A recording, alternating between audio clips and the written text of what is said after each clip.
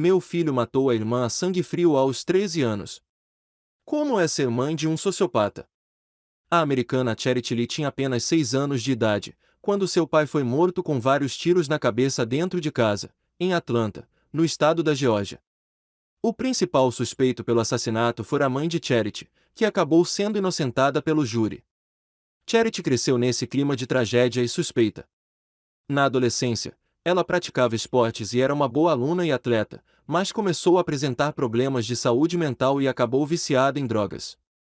Só conseguiu deixar o vício aos 18 anos, após pedir ajuda. Foi também nesta época que ela começou a estudar ecologia humana em uma universidade, analisando as reações das pessoas ao ambiente que as cerca. Desde que me entendo por gente, sou fascinada com o porquê de as pessoas fazerem o que fazem, diz Charity ao programa Outlook, da BBC. Gosto de entender o que mexe com cada um. O interesse, no entanto, não é só acadêmico. Aos 13 anos, o filho de Charity, Paris, esfaqueou ela, a irmãzinha de 4 anos, até a morte. O menino foi preso e cumpre pena desde 2007, mas pode ficar na cadeia até os 50 anos de idade. A mais recente tragédia na vida de Charity a obrigou a lidar com perguntas dolorosas. Como a mãe pode entender que seu filho é um sociopata? É possível sentir amor incondicional em uma situação tão terrível? Quando ainda estava na faculdade, Charity descobriu que, para ela, viver sem usar drogas não era fácil. Eu era infeliz. Todo mundo ficava me dizendo: se você ficar sóbria, sua vida vai melhorar muito. Mas não melhorava de jeito nenhum. Porque toda a dor que eu estava encobrindo com as drogas vinha à tona. Depois de ficar careta e infeliz por quase um ano, Charity se deu 3 meses para tomar uma decisão. Eu sei que é um pensamento adolescente, mas decidi que, se não conseguisse encontrar a felicidade até lá, acabou. Chega de viver essa vida. Foi então que Charity descobriu que estava grávida, e isso mudou tudo. Acho que nunca amei alguém tão intensamente quanto aquela criança crescendo em mim. Paris nasceu em 10 de outubro de 1993, 16 dias antes de Charity completar 20 anos. Charity batizou o bebê com o nome do príncipe grego Paris, da Ilíada, de Homero. Nem tudo melhorou da noite para o dia, mas ser mãe a motivou a levar uma vida melhor. 9 anos mais, ela engravidou novamente. Desta vez, teve uma menina, ela. Ela era um bebê que não dava muito trabalho. A maior diferença entre eles era que Paris era mais introvertido e tímido, enquanto ela era uma pimentinha, muito levada. Era extrovertida, teimosa e determinada, conta Charity. As duas crianças se davam bem. Paris parecia realmente amar muito ela. E ela adorava Paris. Paris era um bom menino, muito calmo na maior parte do tempo. Tinha horas que dava trabalho, como toda criança, mas não posso dizer que fosse algo que me causasse grande preocupação. Quer dizer, olhando para trás, algumas coisas que ele fez poderiam ter sido sinais de alerta, mas na hora que acontecem você pensa: tudo bem, é coisa de criança. Ponto. A vida da família não era nenhum mar de rosas. Charity conseguiu ficar longe das drogas por muitos anos, mas não escapou totalmente do vício. Durante 6 meses, quando o menino tinha 12 anos e a filha, 3, ela teve uma recaída com cocaína. Foi um período muito difícil mesmo. Eu não deixava de cuidar das crianças, mas obviamente estava com problemas e vivia alterada. Paris assumiu a responsabilidade e passou a cuidar mais de ela. Charity diz que ainda desempenhava seu papel de mãe, mas que foi difícil para o filho perceber que os pais são falíveis, humanos e cometem erros. Acho que foi muito doloroso para Paris. As crianças pareciam se dar bem, mas um incidente na fazenda da mãe de Charity mostrou um lado diferente de Paris. Os dois brincavam do lado de fora com uma parente quando tiveram uma briga boba, que acabou se agravando. Enquanto Charity acalmava as garotas, Paris pegou uma faca na cozinha e fugiu. Quando ela o encontrou, ele estava agitado, irritado, soluçando e fazendo ameaças. A reação dele foi completamente desproporcional. Ele disse que ia se ferir com a faca se eu me aproximasse. Ele ficou no hospital por mais de uma semana, mas nenhum médico descobriu se havia algo de errado com ele. Muita gente pode dizer: isso foi um indício de que ele estava fadado a ser violento, mas eu não achava isso na época. Eu sabia que Paris tinha ficado abalado com a minha recaída e com o que eu tinha feito com a nossa família. Em 2005, Charity estava sóbria de novo, e a vida havia voltado ao normal. Ela voltou a estudar e estava trabalhando meio expediente como garçonete. Por isso, passava menos tempo em casa. Mas, 2 anos depois, no fim de semana de 4 de fevereiro de 2007, tudo mudou. Pouco depois da meia-noite, quando estávamos fechando o restaurante, chegou a polícia e me disse: Charity, precisamos conversar com você. Sua filha foi ferida. Os policiais disseram que ela estava em casa, mas Charity não entendia por que não a tinham levado ao hospital se estava ferida. Então, um deles disse: ela está morta. Aquela frase mudou a minha vida, lembra Charity? Ela desmaiou. Quando acordou, perguntou: onde está Paris? Ele está bem. Sim, ele está bem. Está conosco. O que você quer dizer com ele está com vocês? E foi quando contaram a ela: Paris havia matado a irmã. E aí, nada mais fez sentido. Paris tinha convencido a babá a ir para casa antes que a mãe voltasse. Ele entrou no quarto de ela, bateu nela, a sufocou e a apunhalou 17 vezes com uma faca de cozinha. Paris então ligou para um amigo e conversou com ele durante 6 minutos antes de telefonar para o 911, o número de emergência local. Eles lhe disseram como prestar primeiros socorros, e ele disse que estava tentando. Mas a investigação revelou que ele não tentou ressuscitar ela. No final daquela noite, Charity se sentiu destruída.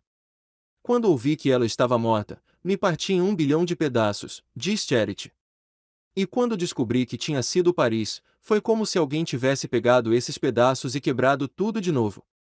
Eu não achava que conseguiria me reerguer, sabe? Eu só queria morrer.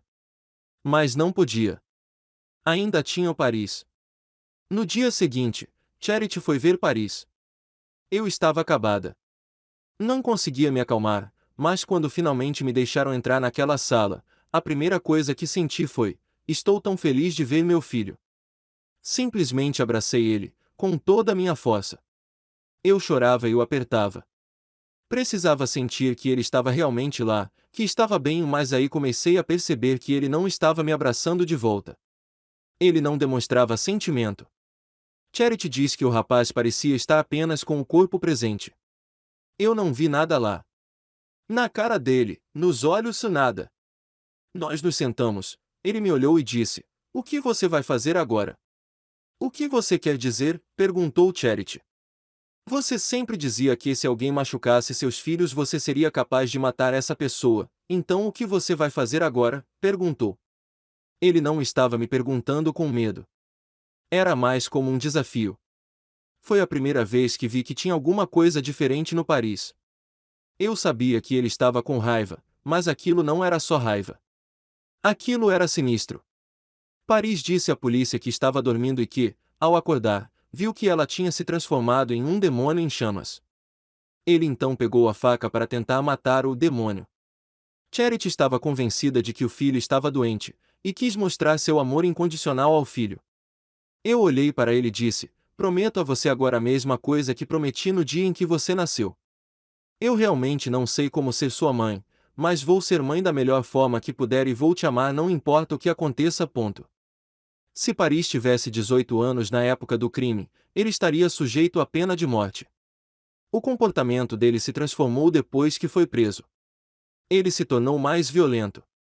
Nesse meio tempo, vieram à tona os chocantes detalhes de como matar a sua irmã, e também seu perturbador histórico de buscas na internet.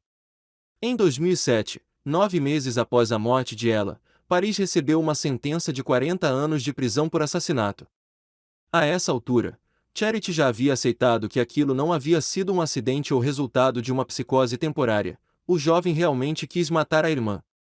Os pensamentos de Charity foram de: meu Deus, quem é essa criança? Até perceber quem ele realmente era, que ele era 100% capaz de fazer o que fez. Eu acho que chorei sem parar durante meses. Ela perdeu 15 quilogramas em 13 dias, desenvolveu gagueira. Ficou arrasada. Charity se lembra de implorar ao filho em uma visita: Paris, me ajude a entender. Estou tentando tanto entender, para poder te ajudar. Mas ele simplesmente me olhou e começou a rir. Foi uma risada realmente maldosa. E depois ele disse: "Sabe, mãe, todo mundo sabe, você foi muito estúpida. Todos esses anos, todos me achando inteligente, bonito e artístico. Todo mundo errado. Ele não era mais Paris", diz a mãe. Muitos amigos disseram a Charity que não conseguiam entender por que ou como ela ainda visitava Paris. "Mas eu nunca, nunca, deixei de amar meu filho", diz ela. Mesmo quando passou a sentir medo dele, quando descobriu que Paris também tinha planejado matá-la. Parte da razão de ele ter me deixado viver é que, depois que matou ela, percebeu que eu sofreria mais se ficasse viva.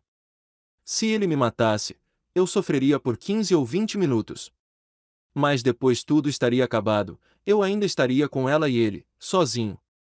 Foi o próprio Paris que contou tudo isso a ela quando completou 15 anos. Além do medo que passou a sentir do filho, Charity também teve que enfrentar os julgamentos da sociedade. Quando uma criança faz algo horrível, a mãe é sempre culpada. Ela ouviu repreensões, insultos e ameaças de alguns amigos e até de conhecidos. Um dia, foi abordada no supermercado por uma pessoa que lhe disse: "Você é a mulher que criou aquele menino que assassinou a irmã." Mas ela se sente culpada. Sim e não.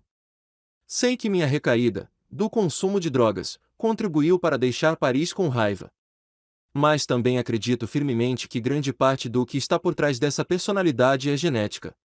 A mãe tampouco perdoa o filho, ainda acredito que ele poderia ter feito outra escolha. Todos temos o poder de decidir. Teria sido outra coisa se Paris sofresse de esquizofrenia ou de um terrível transtorno e tivesse sido verdadeiramente incapaz de tomar outra decisão. Mas ele não tem esse tipo de transtorno. Ele é muito frio, muito calculista, muito inteligente. Matar a irmã não foi uma decisão por impulso. Ele me disse que escolheu conscientemente ela porque sabia que isso causaria um dano maior. O garoto é um sociopata, sem dúvida. Sociopata é o termo usado para designar pessoas com uma forma extrema de transtorno de personalidade antissocial. Não se sabe ao certo por que algumas pessoas desenvolvem o transtorno, mas acredita-se que tanto a genética quanto experiências traumáticas da infância contribuam. Para Charity, foram necessários 3 anos até ela conseguir aceitar este diagnóstico, feito repetidas vezes. Os elementos mais marcantes, que vejo, são o desprezo pelas normas e regras sociais e uma completa falta de remorso. Eles não são fisiologicamente capazes de sentir os instintos ou reações que a maioria de nós tem. Todas as suas emoções são extremamente superficiais, descreve ela. Isso, junto com o narcisismo, torna a pessoa extremamente desagradável a maior parte do tempo. Ele diz: "Sei que em algum lugar dentro de mim deve existir uma gaveta que eu possa abrir, e toda a culpa, remorso e angústia sobre o que fiz com ela vai estar lá.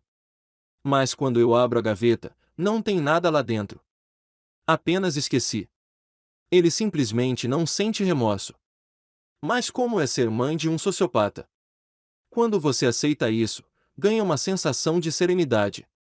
Não estou totalmente em paz com o fato de meu filho ser um sociopata, mas parei de lutar contra essa ideia. Em vez de fazer isso, me concentro mais na ideia de que sei quem sou. Sei que não criei meu filho desse jeito, mas não vou dar as costas a ele por ele ser do jeito que é. Para ajudar os outros a entenderem, Charity usa a mesma analogia que a ajudou a lidar com a condição do filho. Paris é um predador, como um tubarão, diz ela. Se sou um surfista numa prancha e um tubarão morde minha perna, vou me machucar e minha vida nunca mais será a mesma. Mas não vou passar o resto da minha vida odiando o tubarão por ser um tubarão. Esse pensamento também ajudou Charity a seguir em frente. Tudo o que eu posso fazer agora é lidar com o tubarão com muito cuidado e ensinar outras pessoas sobre eles. Charity criou uma fundação chamada Ela, onde as letras do nome da filha também significam, em inglês, empatia, amor, lições e ação. A Ella Foundation, charity@elafold.org, tem como objetivo ajudar vítimas de crimes violentos, bem como aqueles afetados por doenças mentais ou pelo sistema criminal.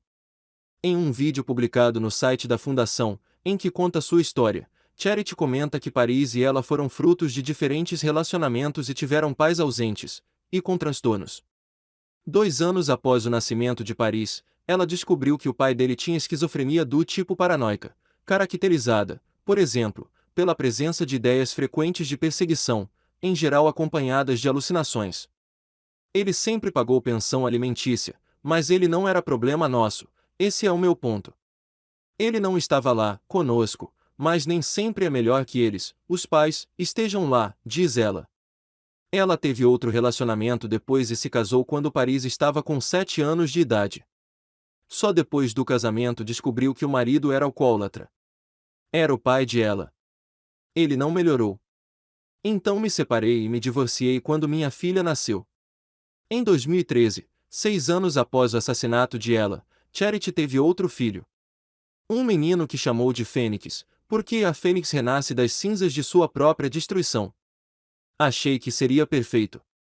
Em outro depoimento publicado no site Goodjoseph, ela conta que conheceu o pai dele após a morte da filha, mas que ele já não é parte da nossa vida. Agora somos só Fênix e eu. O que aconteceu com Paris, ela e eu, não é tudo o que eu sou. Agora eu tenho uma vida com Fênix, e eu amo a vida de novo. Paris ainda está na prisão no Texas e poderá, em tese, pleitear liberdade condicional em 2027. Mas se cumprir pena até o fim, só será libertado em 2047, aos 53 anos. Charity continua visitando e conversando com ele ao telefone, mas não gosta de pensar sem uma possível libertação do filho. Eu não gosto da ideia, principalmente por causa do medo. Ele não vai mudar. Ele não mudou muito desde os 13 anos de idade. Ela também se preocupa com a segurança de Fênix. Espero que Paris tenha que cumprir o máximo possível de sua sentença, porque quero garantir que Fênix tenha o máximo de tempo possível, e a capacidade de crescer o mais forte possível, considerando a possibilidade, mesmo que remota, de Paris pensar em fazer algo assim com a gente novamente.